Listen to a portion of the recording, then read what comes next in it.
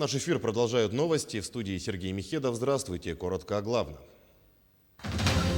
Лесные пожары в Якутии планируют тушить с помощью искусственных дождей.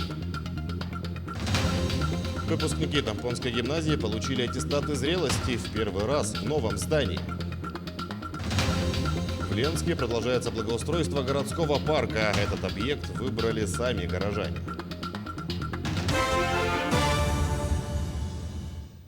Искусственные дожди планируют вызвать в ближайшие дни для тушения горящих лесов. По информации Федеральной авиалесоохраны, в настоящее время идет созревание облаков для вызова дождей над пожарами в Якутии.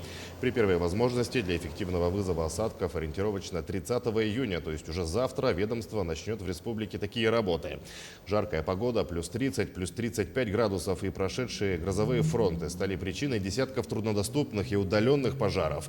Напомним, на всей территории республики установлен режим чрезвычайной ситуации в лесах. Реконструкция автодороги НАМ опережает запланированный срок сдачи. По нацпроекту «Безопасные и качественные автомобильные дороги» отсыпка земляного полотна участка выполнена на 90%. Напомним, государственный контракт по реконструкции дорожного полотна заключен 8 декабря прошлого года. Работы начаты с марта года текущего. В данное время уложены 6 труб, все по плану. И вот устройство земляного полотна. Но у нас по плану получается, хотим сдать первый этап 3,5 километра. Это полностью асфальт, и барьерное ограждение, знаки, все обустройство. В результате реконструкции будет где-то увеличена категорийность дороги, будет уширение дороги до 4 полос. Также во избежание аварийных ситуаций будет разделение встречного потока путем устройства разделительной полосы с устройством барьерного ограждения. Продолжается ремонт уличной дорожной сети и в Нерюнгри. Город преображается и становится комфортнее. В ближайшее время отремонтируют еще одну центральную улицу. Ирина Кичигина о предстоящих работах. Министерством транспорта и дорожного хозяйства Республики Саха-Якутия выделена субсидия из Дорожного фонда республики на выполнение работ по капитальному ремонту дороги по проспекту Ленина. Работы будут выполняться в 3 этапа в течение 3 лет. На сегодняшний день муниципальный контракт заключен, подрядчик определен. К работам подрядчик приступит уже в ближайшие дни. В рамках капитального ремонта будут выполнены работы по замене бортового камня, ремонт тротуаров, водоотведение. Муниципальный контракт заключен на сумму 164 миллиона 350 тысяч рублей. На сегодняшний день уже завершился ремонт дорожного полотна по улице Чурапчинской. Были выполнены работы по устройству асфальтобетонного покрытия на участке от улицы Кравченко до дома номер 36 улицы Чурапчинской. Толщина покрытия с выравнивающим слоем составляет от 6 до 12 сантиметров. Общая сумма работ по муниципальному контракту составляет более 14 миллионов рублей. Дополнительно подрядчикам выполнены работы по устройству асфальтобетонного покрытия улицы Сосновая. В связи с образовавшейся экономией, а также перераспределением денежных средств из местного бюджета будут выполнены работы по окончанию устройства асфальтобетонного покрытия улицы Чурапчинской. На сегодняшний день специалистами ведется работа по подготовке аукционной документации для размещения в системе ЕИС.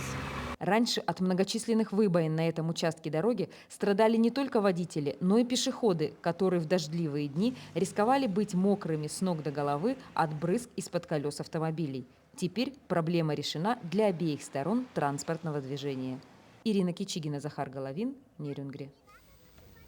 24 выпускника школ республики стали стабальниками в основной период проведения единого госэкзамена. По данным Миноборнауки региона, ЕГЭ по истории на 100 баллов сдала выпускница 5-й школы Якутска Елена Тимофеева.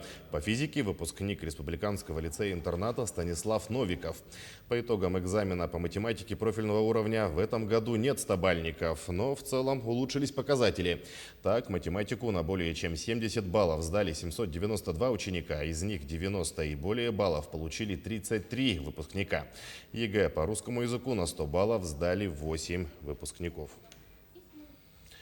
Выпускники Тампонской гимназии получили аттестаты зрелости. Это первый выпуск в новом здании и памятный день в истории учреждения. Мария Винокурова о лучших выпускниках этого года.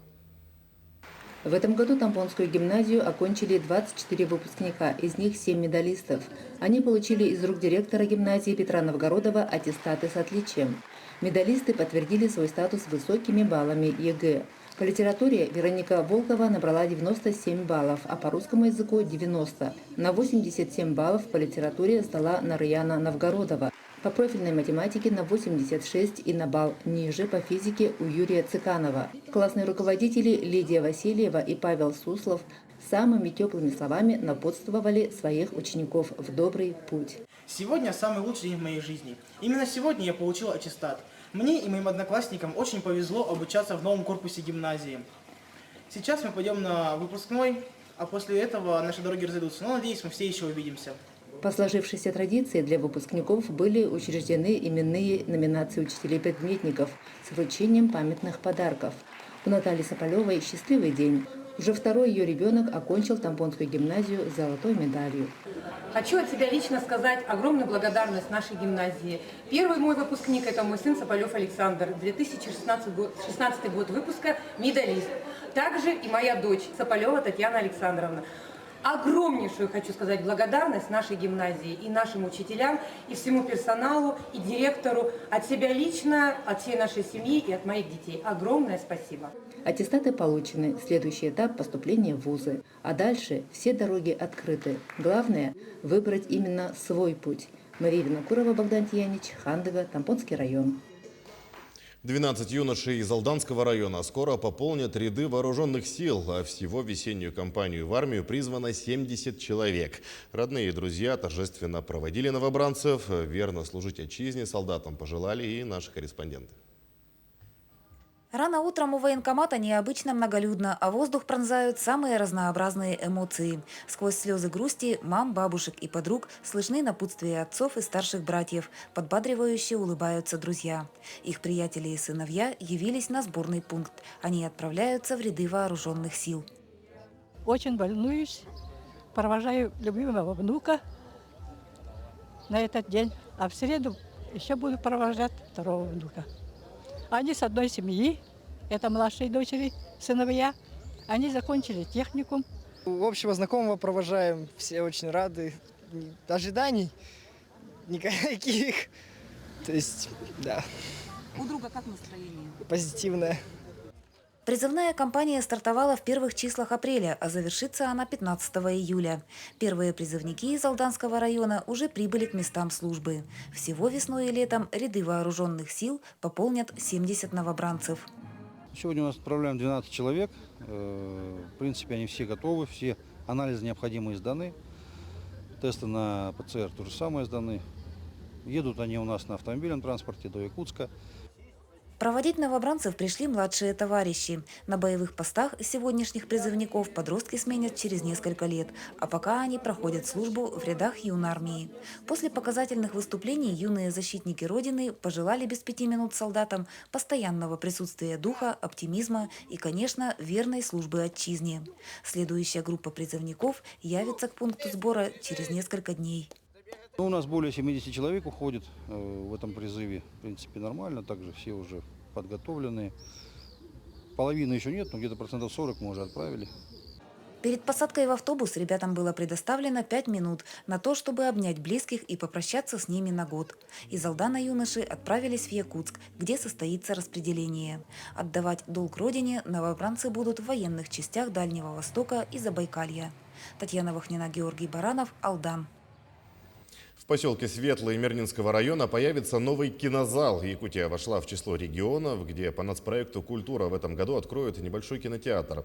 На модернизацию выделено 5 миллионов рублей. Это будет 18-й кинозал, который Якутская республиканская киносеть откроет в регионе по федеральной программе Фонда кино. Всего в этом году от Якутии было подано 3 заявки, а одна получила одобрение. Всего в стране цифровым оборудованием оснастят 122 кинозала в 53 субъектах. Таким образом, доступ к современному цифровому кинопоказу получат более 1,5 миллиона россиян, в том числе и жителей поселка Светлый. Тем временем в Намском районе состоялась премьера документального фильма «Человек с мировым именем».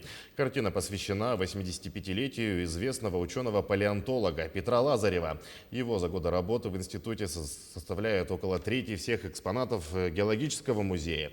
В 1991 году ученый создал в Якутске единственный в мире специализированный музей мамонта. В основу фильма «Человек с мировым именем» вошли воспоминания семьи, друзей и коллег Петра Алексеевича. Очень понравилось, что очень много эпизодов, посвященных именно экспедициям. Как известно, ученый, особенно палеонтолог, без экспедиции просто не может быть. Как сказать, с профессионализмом сделан с огромным уважением к нашему отцу Петру Алексеевичу. Видно, что люди понимают его значимость, да, то, что вот он сделал нам вклад в науку. И наша семья приносит большую благодарность, да, и младшая сестра, семья младшей сестры, и мама, и моя семья. Мы очень признательны за проведенный труд. Это сделано энтузиастами своего дела. В Ленске продолжается благоустройство городского парка. Работы ведут по программе благоустройства окружающей среды. В прошлом году реконструировали площадь Ленина. Теперь ленчане совместным голосованием решили изменить любимое место отдыха горожан. Продолжит тему Светлана Балеева. Многофункциональный центр, новые современные детские площадки, прогулочные дорожки, новое освещение и аттракционы. Так сегодня выглядит городской парк. Любимое место отдыха всех ленчан потихоньку преображается. Мы провели работы по благоустройству парка, в частности, поменяли освещение в парке. Да? Вместо 47 опор поставили 109 опор. Освещение обустроили часть пешеходных тротуаров, то есть проведена большая работа.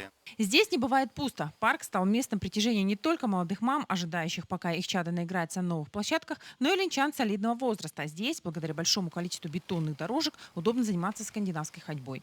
Оценили их и любители роликов и самокатов. Детвора приходит в парк ежедневно. Здесь они встречаются с друзьями, общаются и много времени проводят на скейт-площадке, осваивая новые трюки. Развиваемся, спортом занимаемся, трюки всякие. На чем ты здесь катаешься? На самокате, на скейтборде, на BMX, на всем. Тут появились новые площадки, тут стало еще красивее, появились новые лавочки. Улучшили здесь и основную инфраструктуру. Обновили дорожки, заменили урны и скамейки. На благоустройство парка затратили около 28 миллионов рублей. Все работы проведены в рамках формирования новой комфортной городской среды. Светлана Балеева, Виталий Андреев, Ленск. К этому часу это все новости. Оставайтесь на нашем канале.